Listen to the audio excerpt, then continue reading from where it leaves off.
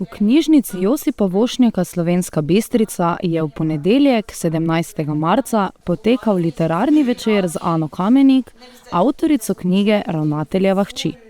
V svoji osebno izpovedni zgodbi pripoveduje o travmatični izkušnji iz leta 2014, ko je njenega očeta, ravnatelja ene izmed mariborskih srednjih šol, zajel medijski vihar zaradi spolnega škandala.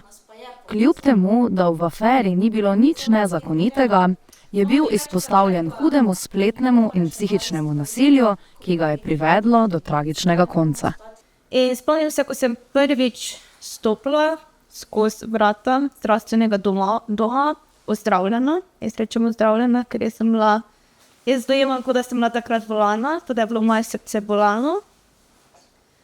Sem jaz rekla, jaz ne bom dovolila, da se njegova zgodba pozabi, da je on umrl brez razloga in da bomo zdaj kar živeli normalno naprej in ne vem, čez 15-20 let nekje neka nova ravnateljeva hči, nek nov ravnatelj, pa mogoče ne ravnatelj, nek nov človek, ki ga se v bistvu spravlja tako daleč, da bo končal svoje življenje. In potem sem samo čakala pravi čas. Ana Kamenik v svoji knjigi opisuje lastno soočanje s posledicami medijskega linča in želi svojo zgodbo ozaveščati o škodljivih učinkih spletnega nasilja. Na literarnem večeru je spregovorila o pomenu odgovornosti pri javnem izražanju, o pomenu duševnega zdravja ter o poti, ki jo je sama prehodila, da bi lahko spregovorila o preteklosti.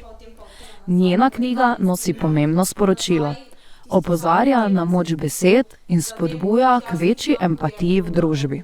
V bistvu v spomin in pa v pomoč. V spomin na nekoga, ki ga žal ni več med nami, v pomin ljudem, kakšno moč imajo besede, da izbirajmo lepe, da pomagajmo in ostanemo tiho, če ne moremo pomagati, in pa v bistvu v pomoč vsem tistim, ki se znajdejo na dnu, kot sem se takrat znašla jaz, da v bistvu ugotovijo in vidijo, da je neka pot. Mislim, da sem naredila pravo stvar in da delam pravo stvar in da je v bistvu knjiga prava stvar in prava odločitev, da grem v njo in poskušam pomagati. Ampak ja, je pa bil res moment, kdaj tudi taki, recimo tisti en dan pred uvodom, pred to prvo predstavitvijo, sem bila tako, res sem se zdaj v to spravila.